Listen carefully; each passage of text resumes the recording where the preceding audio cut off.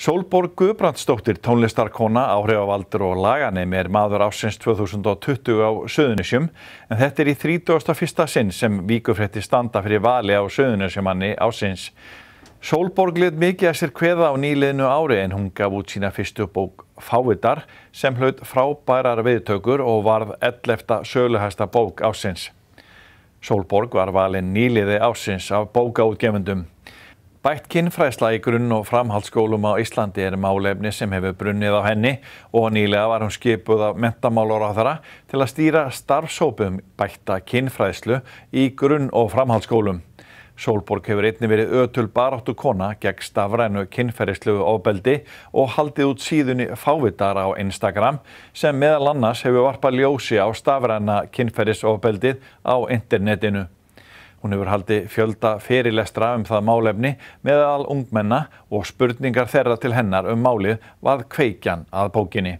Já, Sólborg Guðbrandsdóttir Suðurnesjamaður ársins og hún komin til okkar. Vertu velkomin til hamingju. Takk fyrir. Nýliði ársins voru orð sem ég heyrði núna í vikunni. Þetta svolítið skemmtilegt. Í erfiðum heimi. Þetta sko algjörar kanónur sem eru á þessum lista, þannig að... Rithöfundalistanum. Já, þannig að það eiginlega bara frekar mikill heiður sko að fá að vera þarna með bók sem heitir Fávitar með öllu þessum snillingum sko. Kannstu ímyndað að þú værir með 11. mest seldu bókin á Íslandi? Sko ég var að fá svolítið góða viðtökur í ferlinu, en ef ég lít tilbaka þegar ég var að klára bókina, að þá held ég mig ekki gruna að þetta myndi kannski fá svona góðar viðtökur, þrátt fyrir að vita alveg að eftirspurnin eftir svona fræðslu mikil, en nei, ég bjóst eiginlega ekki við, sko. Þetta búið að koma svolítið skemmtilega óvart, þetta sé búið að ná einmitt að komast inn á okkar lista og enda svona óvarlega, sko. Það voru líka svo margir sem voru að gefa bara frábæra bækur núna jólin, sko. Já, algjör bókajól. Já, með sala í bókum og... En þú kemur inn með allt annað dæmi, þú ert ekki með glæpasögu, þú ert með eitthvað sem ekki mjög algengt í bókum. Nei, ég var ekki beint með sko, já svona samkeppni í akkurat þessu, allavega núna jólin sko. Þetta, ég er ekki viss að það hefur verið gefin út svipuð bók á Íslandi sko, sem hefur tekið bara svona stutt saman bara spurningar frá unglingum og svör við þeim sko, þannig að þetta var eitthvað nýtt sko. Já, segð okkur í svona stuttumáli, við erum náttúrulega búin að ræða þetta áður, en bara í stuttumáli hvað snýst bókin ef einhver veit það ekki? Já, Fávitar samansafn af spurningum sem ég fengi frá ungu fólki á samfélagsmiðlum og fyrirlesturum hjá mér síðastliðin ár kynlíf og ofbeldi og fjölbreytileika, líkamann og ýmislegt fleira og ég tók þetta saman og setti svör við þeim bara í eina bók. Hvenær fæddist þessi hugmynd hjá þér? Fyrir svona 1,5 ári kannski var ég farin að velta þessu aðeins fyrir mér. Svo hafði ég samband við Eþórió, listamann hérna úr Keflavík og athuga hvort hann hefði áhuga að myndskreyta og svo fór ég eiginlega bara svona, já, kannski hálfu ári seinna fór ég að reyna að gera þetta af alvöru og fór að taka saman pælingar og hvernig ég ætti svona að setja þetta upp og þannig að, já. Var þetta mikil vinna hjá þér að gera þetta tilbúið fyrir bók? Textan? Nei, svo sem ekki. Ég veit að margir höfundar eru oft ár og jafnvel mörg ára að setja upp bækur, en af því þetta var sett upp í svolítið svona auðskiljanlegt form, spurningar og svör, þá kannski var ég fljótari að þessu heldur en þetta hefði verið samfelldur texti alveg í gegn. Ég held að ferlið við að skrifa hafi verið nokkrir mánuðir svona í heildina, en ég var nú ekki að skrifa upp á hvern einasta dag. Ég var að sinna ýmsu öðru á meðan það var í gangi. Já. En þetta mjög svona sérstök uppbyggingabók. Og þetta svona litir og teikningar og annað, þetta mjög auðlæsilegt. Já, ég vildi líka hafa þetta þannig, af því að markashópurinn minn kannski fyrst og fremst unglingar, börn og unglingar. Ég hef verið að miða við þetta sé fyrir 12 ára eldri og við vitum nú að það bara tíminn samfélagsmiðla og allt sem að svona snjallsímar hafi upp á að bjóða og allt þetta, þá eru krakkar kannski ekki eitthvað rosalega mikið að lesa.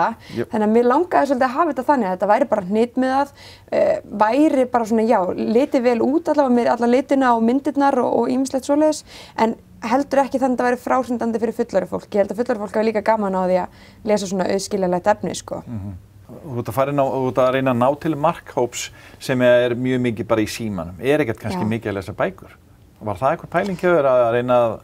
Já, ég meina, sko, markmiðið með bókinni var ekkert endilega að fá fólk til að lesa sérstaklega, en mér langaði, sko, því ég var búin að svara mörgum af þessum spurningum síðustu ár inn á fáið Instagraminu, en það sem þar kannski, það meira falið að dettur út eftir 24 tíma í story á Instagram, þannig að taka þetta saman bara í bókaform var svo dýrmætt. Ég held að þetta sé svo dýrmætt heimild það hvað unglingar eru að velta fyrir sér, sko. Og þetta allt byggt upp á í rauninni spurningum frá unglingum sem að þú hefur hitt á fyrirlesturum sem þú hefur verið að halda þessi mál. Já, og á samfélagsmiðlum.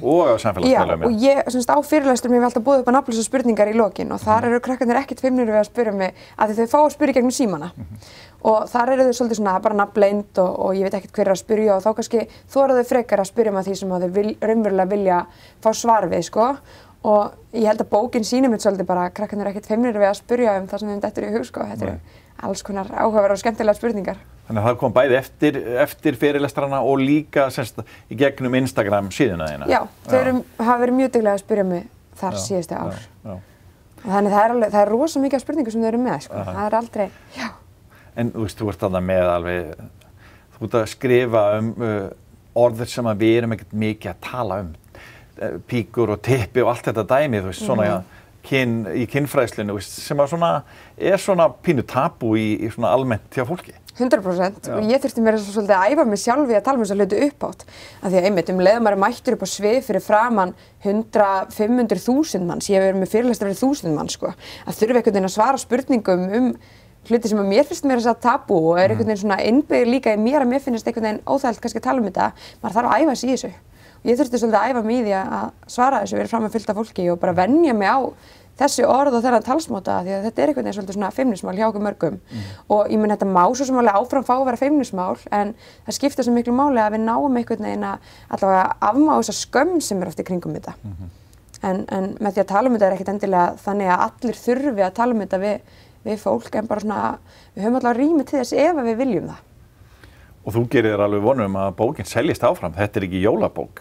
Nei. Þannig lagað það. Nei, ég meina þetta viðeigandi á sko öllum tíma ársins held ég og hún alveg, það nóg til af henni ennþá þannig að ég vona að fólk haldi áfram að kaupa og ég búin að vera að reyna að hafa samband núna við grunnskóla og framhaldsskóla og það ennþá mikill áhugi mitt að fá bókina líka inn í skólana, hvort sem eru bókusöfnin eða þá, ég veit til nokkurra grunnskóla sem eru að nota hana í kennslu og það rosa skemmtilegt. En þú ert búin að vera að fjalla eins og stafrænt kynferðislegt ofbeldi og er þetta eitthvað sérstakur hópur, er þetta aðalega ungar konur sem að verða fyrir þessu ofbeldi?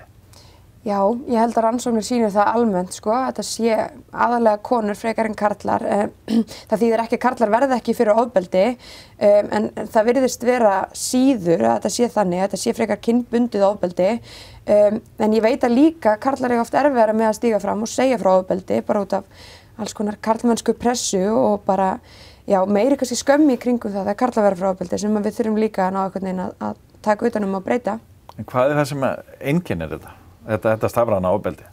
Þetta eru alls konar skilaboð. Oft þetta, óumbeðnar kynfæramyndir, boð vændiskaup, alls konar hótanir kynferðisofbeldi eða dreifingu nektarmynda, ýmislegt svoleiðis og svo bara alls konar óviðeigandi talsmáti, kynferðislega talsmáti á internetinu, sko. Þetta er alls konar. Heldur að þú komið til með að hafa einhver áhrif á þetta bara segjum hér á landi, þú veist, með þessari bók? Ég vona það. Og ég held að fá þetta Instagramið seinustu ár hafi kannski svolítið náð að varpa ljósa á það hversu algengt það er að fólk sé að tala svona saman á netinu. Af því að þessi skilaboð þetta ofbeldi hefur svolítið fengið að þrífast í þögninu eins og bara á oftast við ofbeldi og leið við vitum ekki sko af því, við vitum ekki að það sé að gerast, hvernig við að ná einhvern veginn að gera eitthvað í því og breyta því, þannig að ég held að fyrst og fremst það skiptir rosalega miklu máli komið sér upp á yfirborðið og ég held og ég vona að ég hafi náð að gera það alltaf með Instagram síðuna en ég vona að þessi bók verði áfram til og verði til gagns af því að ég meina það eru aðrir unglingar á næsta ári og næstu áratugina sem að verða eflaust með svipaðar spurningar þannig að það er mikilvægt að höldum áfram að svara þeim. Ég heyrði umræðan daginn út af bókinni og nú er ég orðinn svo gamall og svona sé ekki fyrir mér að ég hef verið ungur maður að senda mynd af tippinu til einhverjar, skilur. En þetta er víst hlutur sem að er bara þó nokkuð algengur þetta finnst strákum þetta vera flott, veist? Haldar að þetta sé töff? Sko, Og að virki, eru skotnir ykkur stelpu? Ég á svo erfitt með að trúa því að strákar eftir alla þessa umræðu það hvað óumbeðnar typamyndir séu óvelkomnar að þetta sé ennþá bara byggt á okkur misskilninga, þeir séu eitthvað úps, ég vissi ekki betur. Ég held að þetta sé frekar merki einhvers konar, þetta sé einhvers konar stjórntæki og bara svona, ég veit ekki, og bara eitthvað markaleysi hjá þessum ungum mönnum sem ofta sendið, eða fullorðnum mönnum, af því það eru líka alveg fullorðnum menn sem í dag á þegar tæknin komin að gera þetta, sko. Ég meina, ég held að við séum búin að gefa það frekar skýrt út, sko, að þetta sé ekki í lagi, sko, en ég veit ekki hvað þurfum að gera til að koma í veg fyrir þetta. En hvernig staðan á þessu í dag og þessi Instagram-reikningu þú ert búin að gefa þú nýlega að þú ert bara að fara að hvíla þig á þessu, það var hætta þessu? Já, ég nenni ekki meiri, í bili. Þú ert búin að gera þitt? Já, sko þetta var verkefni sem var til, ekki að því við dreymdum að vera fyrirlesari eða einhver baráttukona gegn kynferðisofbeldi, heldur bara að því að ég var að verða fyrir þessu á netinu og mig langar hann að gera eitthvað í því og ég sá bara hvað þörfum var mikilvægt í því sem ég vann meira í þessu og ég held bara í bili sem ég er búin að segja það sem ég þurfa að segja með fyrirlesturunum mínum og með bókinni og ég veit að það er fullt af öðrum sem að taka þá bara við keflinu og halda áfram að ræða þessa hluti en ég er komin nóg í bili. Byrjaði þetta þannig að þú varst fyrir þessu sjálf og kveikti það í þér? Já, á samfélagsmiðlum. Ég var að fá alls konar óviðeigandi skilaboð og ég var orðin þreytt á þessu. Þetta var fyrir tíma MeToo þar sem að þessi kynferðislega áreitni sem að mörgum var sagt bara dusta af sér. Það væri nú ekki alvarlegasta sem fólk var að lenda í, hættu þessu væli sko. En hérna, ég held bara, ég hef bara meira trú á fólki. Ég held að við getum bara gert miklu betur heldur en það að einhvern veginn sætt okkur við svona og vera að koma svona almennt fram. Ég held að við eigum bara að vita betur, ef við vitum ekki betur þá eigum við að vera tilbúin að læra til að við vitum betur. Í framhaldi af þessu góða árangriðinu þá ertu nú bara skipaður formaður starfshóps af menntamálaráðherra til þess að fara að vinna í kynfræðslumálum fyrir grunn- og framhaldsskóla. Er það ekki rétt? Jú, sko, þetta var til vegna þess að ég fór í smá svona átaka samfélagsmiðlum. Inn á Fáið Instagraminu var ég komið svolítið stóran fylgjendahóp og þeir voru og eru núna yfir 30.000 manns og ég vaknaði bara einn morguninn eða eftir hádegi, maður nú ekki að vakna meint snemma á mótnana þessa dagana og ég var bara pínu komin nóg af aðgerðaleysi varðandi þessi mál og þá er ég ekki að segja að sé engin stjórnmálamaður sem er að reyna að leggja sitt að mörkum í þessu en mér finnst ungt fólk sérstaklega vera búin að kalla eftir aukinni kynfræðslu sko í áratugi þannig að mig langaði bara að einhvern veginn ná frekar svolítið athygli stjórnmálamanna og fá það aðeins til að hlusta á það sem að almenningur var að biðja og þannig ég hvatti fólk til að senda tölvupóst á menntamálaráðherra á ósk eftir aukinni kynfræðslu og útskýra hvers vegna og ég held að ég hefi svolítið bara svona kaffært e-mailin hennar í tölvupóstum sko. Þú hvattir fólk til að senda henni? Já, þannig að það var alls konar fólk úr öllum stéttum samfélagsins að senda henni póst og ósk eftir meiri kynfræðslu þannig að þetta fór bara alls ekki fram hjá henni sko. Og í kjölfari óskanandi fundi sem ég og Sigga Dögg kynfræðingur vorum á og það endaði þannig að 2 mánuðum seinna vorum við báðar skipaðar í þennan starfshóp og markmið hans er í raun og veru bara svona að sýna fram á það sko hvernig, við þurfum svolítið að ákveða hvernig við viljum að kynfræðslu í skólakerfinu okkar sé háttað. Innan þessa hóps eru einstaklingar úr öllum áttum samfélagsins. Það eru einstaklingar þarna úr menntakerfinu og það eru kynfræðingar og einstaklingar sem að vinna hjá samtökum sem aðstoða brotaþola kynferðisofbeldis. Þannig að fólk er að koma úr öllum bara ólíkum áttum inn innan hóp og við erum að reyna að fara að ákveða hvernig kynfræðslunni eigi að vera háttað, hvenær hún á að byrja, hvað á að vera kennt, hverjir eiga að kenna og ýmislegt svoleiðis. Eru þið búin að hittast? Við erum ekki búin að hittast ennþá. Nei. Það fer að koma að því, ég fer að skipa fyrsta fundin. En það er kannski einhver hóp bara að hittast í dag, ekkert mikið? Á tímum COVID? Nei, ég held sko að fyrsti fundurinn okkar verði eflaust bara rafrænt sko. Maður er svolítið að nýta bara tæknina í þetta allt. En þetta fer bara að fara á fullt og starfinu á að ljúka í maí og það er að skila frá okkur skýrslu. Þannig að við þurfum að fara bara núna á fullt og... Var þetta ekki skemmtilegt að fá þetta verkefni samt? Svona, hvað segir maður, súkkulaði ofan á ísinn? Jó, þetta var skemmtilegt. Þetta er svolítið krefjandi sko. Ég hef aldrei starfað innan ráðuneytis og ég er náttúrulega ekki menntuð sérstaklega á þessu, ég er ekki með háskólagráðu en ég er kannski með annars konar menntun eftir bara starfsreynslunum minna síðastliðin ár í þessu og þetta verður, held ég, krefjandi fyrir mig en ég fer bara inn í þessa vinnu bara tilbúin í það að biðja aðstoð líka því að ég veit ekki allt og þannig að ég ætla að fara bara En það var allavega gott skref hjá menntamálaráðherra að taka þessi ákvörðun. Já, Þetta virkaði í rauninni það sem hún gerðir. Já. Þú hafi kannski beint þér að biðja starfshóp en þú veist þetta og þú varst í rauninni Ég vildi eitthvað, sko. Já, þú vildi eitthvað. Sko það innan þingsins núna var nýlega samþykkt aðgerðaráætlun gegn kynbundnu ofbeldi og kynferðislegri áreitni til næstu ára, en ástæðan fyrir að ég vildi kannski fá þetta í gegn hjá mér núna að við færum í ítalari vinnum það hvernig kennslun ætti að vera háttað að til dæmis í þeirri aðgerðaráætlun þá á námsefni fyrir grunnskóla nemendur að vera tilbúið 2023 og í grunnskóla í dag eru krakkar sem græða ekkert á því að námsefni verið tilbúið eftir 2 ár. Þannig að við þurfum að finna einhverja leiðir til að fræða núna. Það skiptir máli að þau fari ekki bara úr grunnskólanum sínum og hafi jafnvel aldrei fengið kennslu þessa hluti eða afskaplega litla. Af því þú segir þetta, ég hef kannski gleymdi einnig spurninga varðandi bókina, ertu búin að fá hitta unga fólkið eitthvað út að, hefur þú fengið viðbrögð svona það sem eða kannski það mest á samfélagsmiðlum að krakkarnir og ungmennin að hrósa fyrir bókina og þakka fyrir hana eitthvað laus? Mest á samfélagsmiðlum, en það sem ég finnst eiginlega skemmtilegast sko, ég hef búin að fá svolítið skilabóðum frá foreldrum sem hafa svolítið kannski, ekki beintur að fylgjast með mér en kannski vita að krakkarnir þeirra séu að fylgjast með mér og ég hef til dæmis fengið að heyra bara að nokkrir 12 ára krakkar hafi verið á Zoom-fundi saman að lesa, einu var að lesa upp fyrir hópinn og þá var bara, hún segir hlutin alveg eins og þeir eru, sko. Og það kannski eitthvað sem svolítið nýtt að einhverju leyti innan, þú veist, kynfræðslunnar að það sé ykkur ekki að sykurhúða þetta og bara, tölum bara hlutin eins og þeir eru. Það svolítið það sem einkennir held í þessa bók og ég held að krakkarnir kunna meta það. Og það náttúrulega byggjur á því að þetta eru bara viðbrögð spurningar frá þeim? Já, ég meina þau eru bara með heiðarlega spurningar og þá hljótum við að geta svarað heiðarlega á móti. Akkurat. En svona að öðru hjá Sólborgu, hvað hún að sýsla þessa dagana? Já, sko, ég að vinna í plötu, ég er tónlistarkona, að vinna í plötu sem ég vonandi að gefa út fyrir sumarið, það svona markmiðið mitt, það svona minn stærsti draumur að gefa út plötu, sko. Svo ég í lögfræðinámi. Svona búin að reyna það samhliða öllu þessu en vonandi get ég gefið mér aðeins meiri tíma í það núna og svo, bara ég reyna að gera svo mikið að maður getur svona á tímum heimsfaraldur reyna að huga líka andlegri líðan og svona. Sérðu þið frekar sem, það kannski meiri draumar að vera tónlistarkona, það aðeins meira í þínu blóði og þú ert svolítið alin upp syngjandi og og hefur nú einu sinni tekið þátt í undankeppni Eurovision? Já, gerði það 2018 minni mig. Það hefur alltaf verið eiginlega draumur að vera tónlistarkona sko og ég stefni alveg á það og ég vil geta gefið mér meiri tíma í það og ég ætla bara eins og segir alin svolítið upp í tónlist, pabbi er tónlistarmaður og við systkinin erum svolítið ég mitt alin upp í tónlist og mér þykir mjög vænt tónlistina. Tónlistin veitir mér miklu meiri gleði og eitthvað gott inn í líf mitt heldur en nokkuð tíma það að vera að fræða kynferðisofbeldi. Það nú ekki kannski það skemmtilegasta sko. Sástu þá ekkert fyrir þér að bara fara í nám í tónlist?